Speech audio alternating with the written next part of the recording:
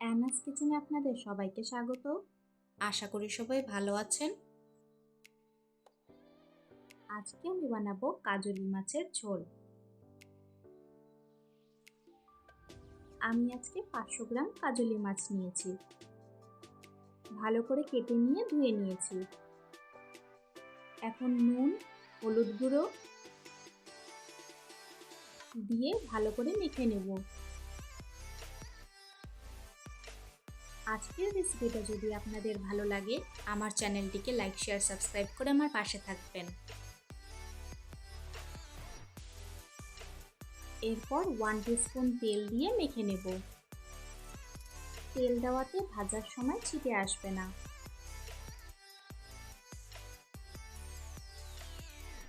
এখন একটি বাটিতে 1 টিস্পুন করে হলুদ গুঁড়ো, লঙ্কা গুঁড়ো, জিরে গুঁড়ো ও ধনে গুঁড়ো,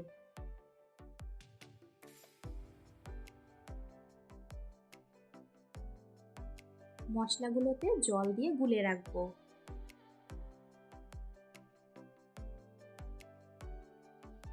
মাছগুলো ভাজার জন্য প্যানে পরিমাণ মতো তেল দিয়ে দিলাম।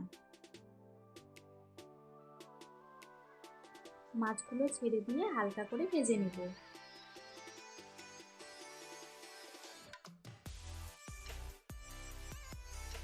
যতক্ষণে মাছগুলো ভাজা হচ্ছে সেই টাইমে কড়াই বসিয়ে ডালের বড়িগুলো ভেজে নেব।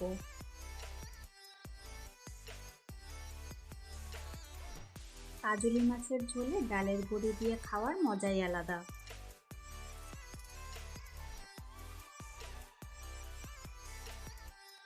বড়িগুলো ভাজা হয়ে গেছে, এখন একটি পাত্রে তুলে রাখবো।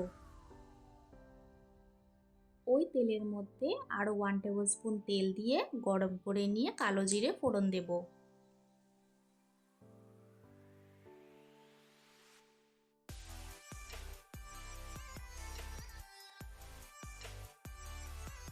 এখন আলুগুলো ভেজে নেব।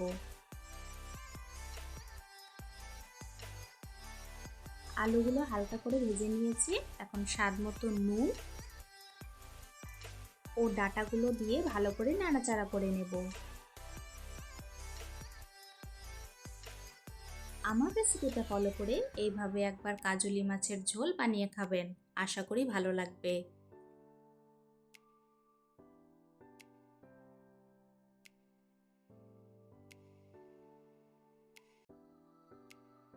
ভালো করে নাড়াচাড়া করে নিয়ে 5 মিনিটের জন্য ঢাকা দিয়ে দিব।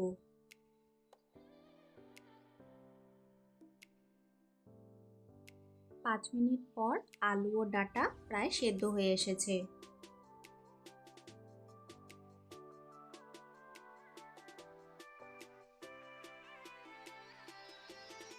নাড়াচাড়া করে গুলে রাখা মশলাটা দিয়ে দিব।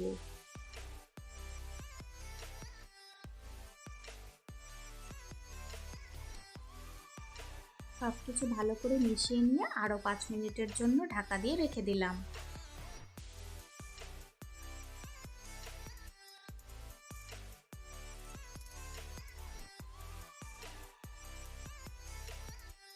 মশলা থেকে তেল ছেড়ে এসেছে, এখন পরিমাণ মতো জল দিয়ে দিব।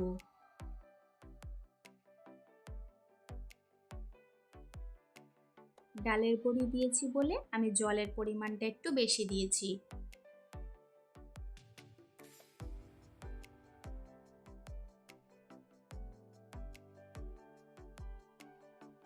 এখন নাড়াচাড়া করে নিয়ে ঢাকা দিয়ে দিব। 2-3 মিনিট পর ঝোল ফুটে এসেছে, এখন ভেজে রাখা ডালের বড়িগুলো দিয়ে দিলাম।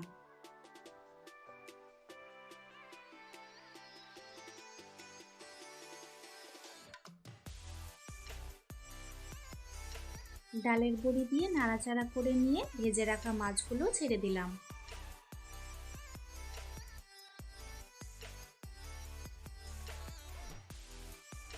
আর 3-4টে কাঁচা লঙ্কা দিয়ে দিলাম।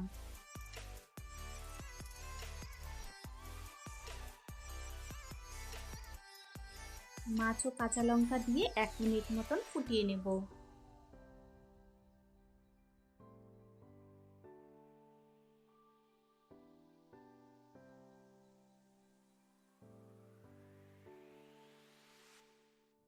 ব্যাস তৈরি হয়ে গেল আমাদের আজকের রেসিপি। খুবই টেস্টি ডাটা ও ডালের বড়ি দিয়ে কাজলি মাছের ঝোল।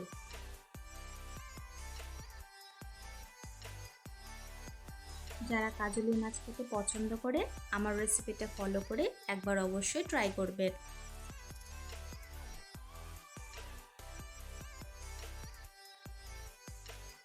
আজকের ভিডিও দেখার জন্য আপনাদের সবাইকে অনেক ধন্যবাদ। সবাই খুব ভালো থাকবেন।